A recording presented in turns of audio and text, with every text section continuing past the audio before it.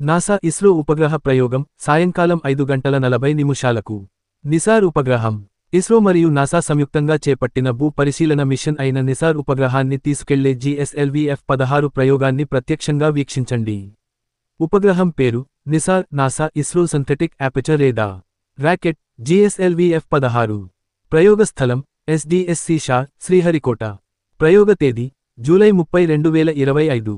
ప్రయోగ సమయం సాయంకాలం 5:40.